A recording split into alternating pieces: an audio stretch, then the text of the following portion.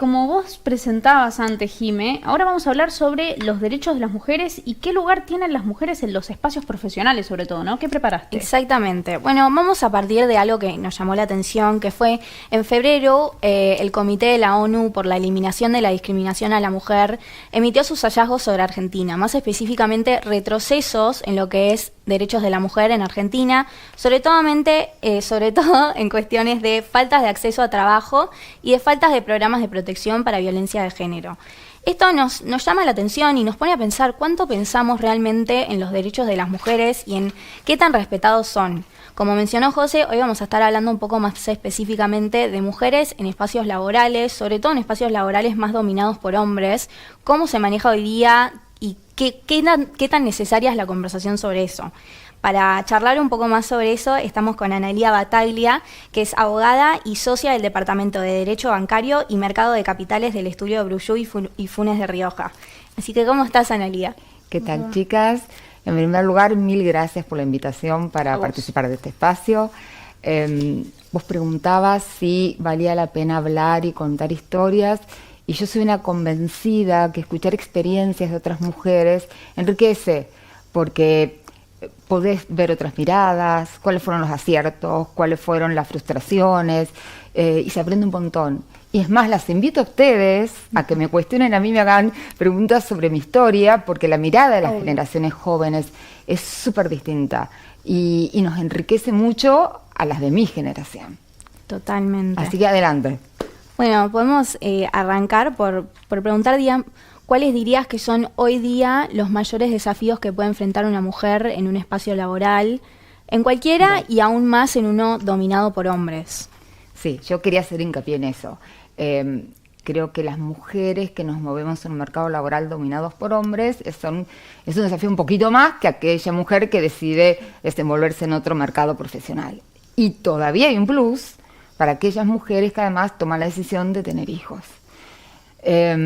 Yo, como dijiste, trabajo en el mercado financiero y cuando empecé hace 32 años atrás, casi excepcionalmente te cruzabas con mujeres.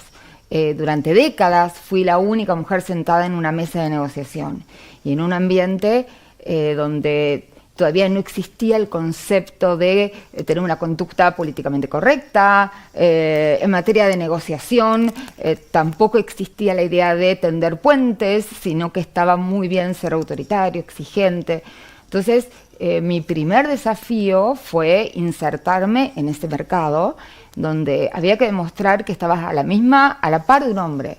Y yo diría que tener un plus en la capacidad intelectual, porque a igualdad de talento, en mi época se prefería un hombre. ¿Y por qué? Y porque en esa época el interrogante que significaba una mujer, y más aún recién casada como fue mi caso, porque yo mi primer trabajo lo busqué teniendo 9 meses de casada, viniendo de Rosario, sin experiencia profesional, y esa primera oportunidad me la dio otro rosarino. Entonces, en aquella época la inserción de mujeres en un mercado así era muy duro.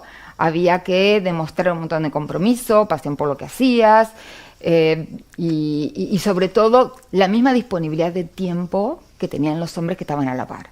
Eso fue evolucionando porque todos estos movimientos que empoderan a las mujeres, que promueven la diversidad, son mandatos que han sido aceptados por los estudios, por las corporaciones que tienen que ayornarse. Entonces, hoy no se puede mostrar que hay un sesgo de género para contratar. Entonces hay más mujeres que se están insertando. Y además las nuevas generaciones nos muestran que las mujeres tampoco quieren tener hijos tan jóvenes. Y que las mujeres y los hombres tampoco perduran tanto tiempo en un trabajo. Entonces ese sesgo de ingresar al mercado laboral yo diría que hoy está súper disminuido. El desafío sigue siendo sobre todo para las mujeres que quieren tener hijos. Porque ahí es la búsqueda constante de un equilibrio entre la vida profesional y la vida familiar. ¿Y eso qué requiere? Herramientas tecnológicas, que hoy hay y muchas. Flexibilidad, que hoy por suerte el pedido de flexibilidad no solamente de las mujeres que tenemos hijos, sino también de las generaciones jóvenes. Entonces, el desafío de tener hijos en el marco de estas herramientas tecnológicas y de la posibilidad de pedir flexibilidad acompañada de hombres también en ese pedido, ha ayudado un montón. Igual, no es fácil, se requiere mucho equipo, equipo en el trabajo, equipo en la casa, la elección de una pareja que te acompañe, que no compita, que comparta los éxitos, que es mucho más difícil que sostener frente a los fracasos. Porque cuando uno tiene hijos, la agenda se rompe en 1000 pedazos un día a la mañana, cuando tenías miles de reuniones y tienes fiebre. Y querés estar presente, ¿no? Porque también depende de cada estilo, ¿no? De padre o de madre. Entonces tenés que coordinar o con tu marido, o yo no tenía a mi mamá porque vivía en Rosario. Claro. Entonces yo diría que los desafíos que yo tuve que vivir hace 30 y pico de años, por suerte se han allanado un montón, por supuesto que quedan, sobre todo para las mujeres que quieren tener hijos. Pero me parece que todos estos movimientos que se han venido generando, que exigen métricas en los estudios de las corporaciones, que me parece genial. Y si les parece, hago un doble clic, 2 minutos en el tema. Hoy el código de conducta o el policy te lo hace ChatGPT. Sí. Lo importante es evidencia de que realmente lo que los estudios, las corporaciones tienen escritos en su código de conducta funciona. Entonces, cuando nosotros, por ejemplo, tenemos consultoras que nos evalúan como estudio para rankearnos, nos preguntan cómo ustedes facilitan la inserción de la mujer en el trabajo y listado de medidas. Entonces nos preguntan, ¿pero cuántas chicas están trabajando? Claro. Eso es una evidencia, es prueba de que del discurso que se cumple. Exactamente, y en ese sentido, ¿qué tan eficientes entonces crees que son estas nuevas políticas de las empresas para la inclusión de las mujeres? Vos recién decías algo sobre eso. Para mí es clave. Para mí es clave porque es un mandato que viene, en nuestro caso, desde los clientes. Y les cuento una historia muy chiquitita. Nosotros trabajamos con un banco internacional súper importante, cuya directora de legales global es una mujer digamos, que es lesbiana, está casada, etcétera, y ella ha bajado como política que los estudios jurídicos que trabajan con ese banco deben tener socias mujeres. Y ahí por ahí me meto en un tema un poco debatible, porque me van a preguntar, Analía, ¿qué pensás vos de los cupos? Y la Analía de hace años atrás pensaba que eran despreciables, que las mujeres llegábamos a lugares no porque hubiera cupos, sino porque valíamos.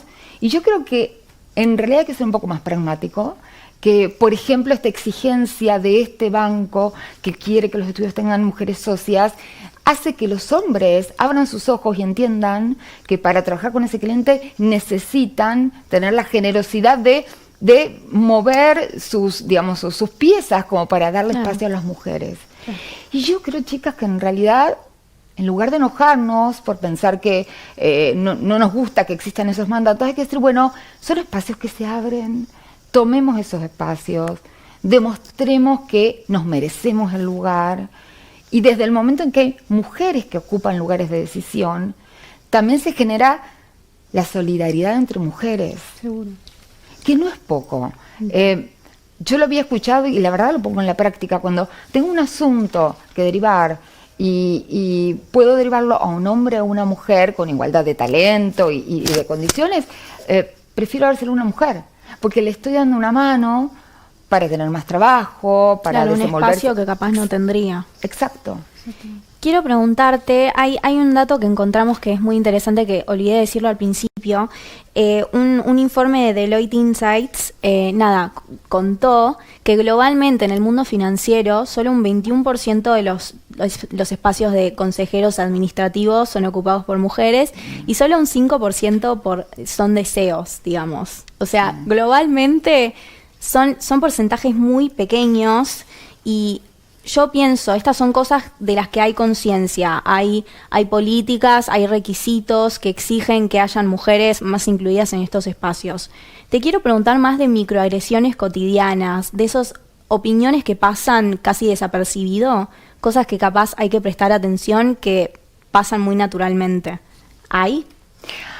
Mire, te voy a contar dos cosas. Lo primero es que como tengo 59 años, hay muchas cosas que yo las tengo más naturalizadas. Claro. Como yo tuve que desenvolver en un mundo donde casi no había mujeres, ni en los bancos, ni como CFOs, ni en las áreas de banking del estudio, estoy acostumbrada a lidiar con hombres. Y diría que a veces cuando los encuentro machistas hasta me divierte. Entonces debe haber muchas cosas que yo las considero naturales y que una chica de tu generación la puede considerar como una microagresión. De hecho, me hiciste acordar en una reunión de negociación que tuvimos hace unos años, porque aparte hoy las reuniones, muchas son por Teams, y es diferente el despliegue y el relacionamiento por una pantalla que estando físicamente. Sí. Y me acuerdo que en una reunión fuimos y vinimos, eran todos hombres, yo era la única mujer, y cuando terminamos, gente más joven se acercó y me dijeron: Analía, ¿cómo dejaste que esta persona tuviera ese comentario?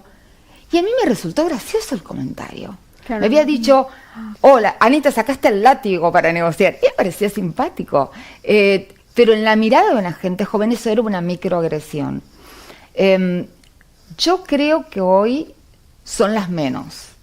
¿Por qué? Porque otra vez hay toda una evolución y una cultura de conducirse de una forma políticamente correcta.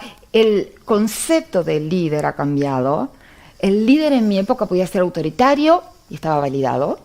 Hoy el líder tiene que tener habilidades blandas, tiene que tener empatía, no tiene que salirse de sus casillas y estar a los gritos. Seguro, claro. Entonces, eso ha de alguna manera acomodado un poco las conductas en los relacionamientos. Entonces, yo no veo tantas microagresiones. Yo creo que en realidad lo que debiera ocurrir es que las mujeres comuniquemos nuestras aspiraciones a los hombres o a los mentors que tenemos, pidamos ayuda cuando nos parece que hay algo en lo que nos gustaría involucrarnos más. Por ejemplo, el espacio de networking. Yo creo que el networking es uno de los temas pendientes que tenemos las mujeres. ¿Por qué? Porque en lo que yo hago, el espacio de networking es lo que genera trabajo. Porque son los encuentros donde vos te relacionás con un cliente o con un par. Son espacios de poder. Sí. En general están manejados por hombres, sobre todo en el mercado en el que yo me desenvuelvo. Entonces, empujar para que haya espacios de networking donde nos suban a las mujeres o que haya espacios para mujeres me parece que es súper importante. Hace muy poco un congreso y hubo clientes que le dijeron al estudio: ustedes tienen que mandar más mujeres. Y está bueno. A mí no es que me intimida o me preocupa ese pedido. Me parece que es un pedido genuino que provoca que entonces validen que vayan mujeres a esos espacios de networking y dan oportunidades. Y cuando una mujer interviene en esos espacios, después naturalmente es solidaria y trata de traer de la mano a otras mujeres. Claro, es como una cosa lleva a la otra, digamos. Totalmente, totalmente. Claro, y por ahí, no sé, no es algo tan lineal, ¿no? Pero ¿qué elementos debería quizás incluir un plan de inclusión para las mujeres dentro de la empresa? ¿Qué cosas se tendrían que tener en cuenta? La igualdad de oportunidad es súper importante. Nosotros en el estudio, y en eso la verdad es que fuimos pioneros, trajimos un sistema de evaluación que se basa en la meritocracia. ¿Eso qué significa? Que cualquiera, no importa el género, si tiene talento y demuestra esfuerzo y compromiso, tiene la posibilidad de hacer una carrera socio.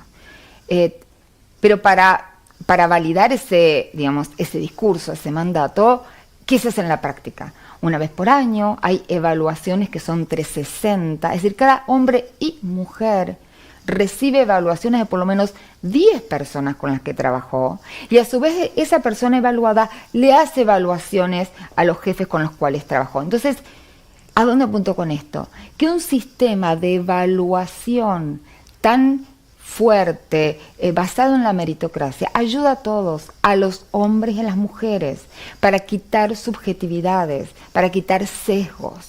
Claro, también, porque no es como ni de un lado ni del otro, digamos, no son extremos, son puntos medios. Totalmente. Claro. Y una pregunta, ¿cuál sería el principal consejo que le darías a mujeres que hoy día están comenzando sus carreras? No sé, José, vos qué opinás, pero yo veo que hay mucho como casi algo de enojo y resentimiento entre mujeres porque estamos muy expuestas de toda la vida por redes sociales, me imagino, a las realidades de las desigualdades de género y a lo que fue y a lo que es hoy y a cómo evoluciona. Entonces capaz hay cierta como bronca de, que esté bien para cuando me toque.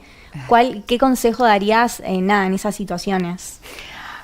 A ver, yo tengo una mirada más benigna que la tuya, pero porque yo vengo trabajando hace 32 años y vi cómo todo ha ido evolucionando de una manera positiva para las mujeres. Ahora entiendo que las chicas jóvenes se encuentran con lo que hay y me parece fantástico que tengan la energía y las ganas de promover para que las cosas sean aún mejor.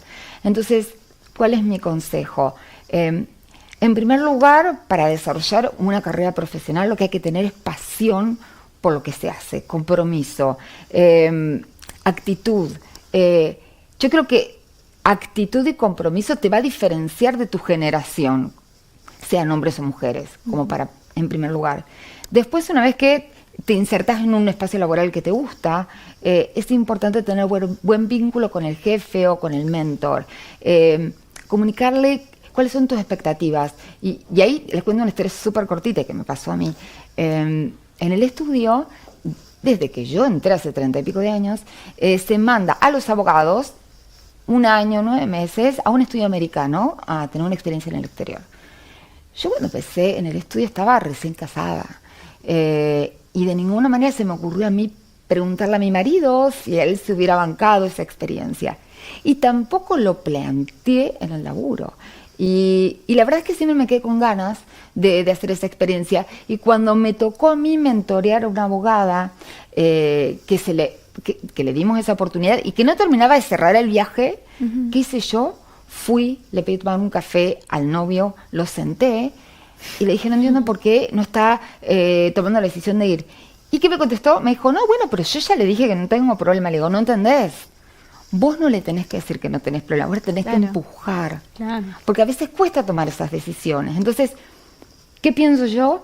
Que las mujeres tenemos que comunicar nuestras aspiraciones, animarnos a pedir, a romper barreras, ser solidarias con otras mujeres. Yo eso lo aprendí, te diría que mirando las nuevas generaciones, porque tenía una idea de decir, bueno, pues si yo me maté para llegar a donde estoy, las chicas también tienen... Y no, las chicas tienen que aprovecharse del camino que recorrimos las mujeres con canas como yo, tomar la posta e ir por más.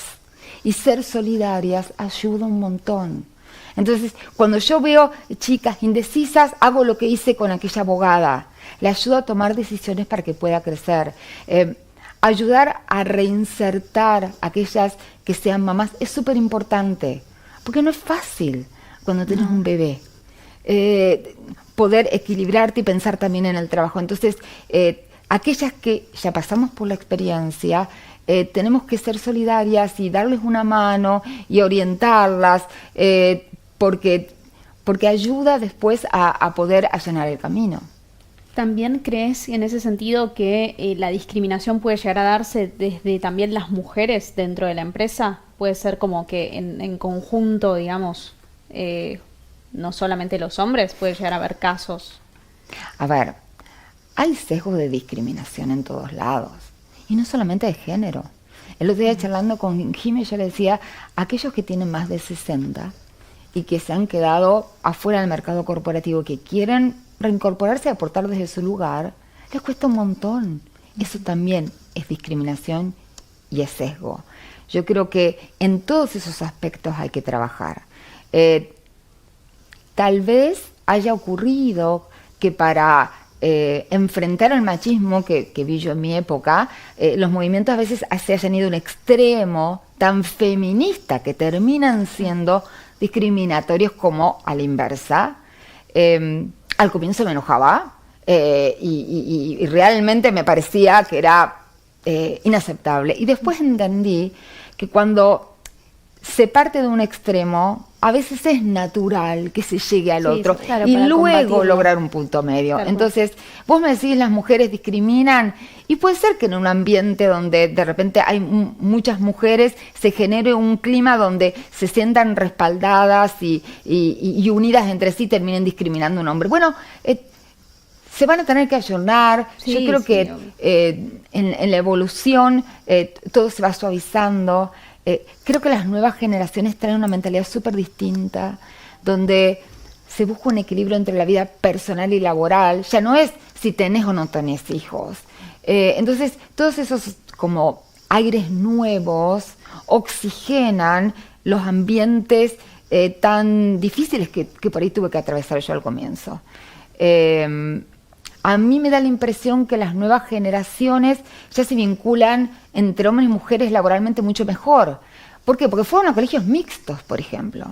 En mi época yo iba a un colegio de monjas de mujeres y estábamos todos divididos en hombres y mujeres. En cambio hoy ya se vinculan desde sala de dos. Yo lo veo en mi hija tiene 26 años, ingeniera industrial. Eran 6 mujeres sobre 60 en su época. Ella ha trabajado en una planta incluso y tiene su novio que también es ingeniero industrial. Y ni se les cruza por la cabeza la idea que teníamos nosotros de que el hombre le parecía que iba a competir con la mujer, porque tienen otra dinámica. Claro, es otra perspectiva completamente. Hoy todas las mujeres estudian, trabajan, quieren tener su independencia económica, tener su mundo separado del mundo familiar o el mundo que tienen con su pareja, y eso es súper saludable, porque yo creo que el driver de sentir que vos tenés tu profesión, tu mundito profesional, te da a veces hasta una independencia económica que te ayuda a tomar elecciones. Sí, Seguro. Si yo miro en la época de mi mamá, había mujeres que se quedaban en pareja porque necesitaban el sostén económico. claro, porque no podían físicamente separarse. Claro. O por sí tenían que solas. resignar su estándar de vida. Claro. No Eh, tenía mucha opción. Entre la espada y la pared. Exactamente, entonces todo eso, se los cuento a ustedes porque a lo mejor ni lo escucharon, todo eso yo lo vi y ha evolucionado un montón. Y tener la independencia económica te permite elegir tu pareja de todos los días. Seguro. No estoy con él por este estándar. No. Con lo cual, mi mensaje es a las mujeres: pasión, ganas, y sobre todo a las que tengan chicos. Hay una etapa muy difícil, pero hay que superarla, hay que buscar contención. Bueno, te agradecemos mucho, Analía. No, por Muchísimas favor, gracias. siempre a Toda esta disposición. Un placer charlar con ustedes, chicas.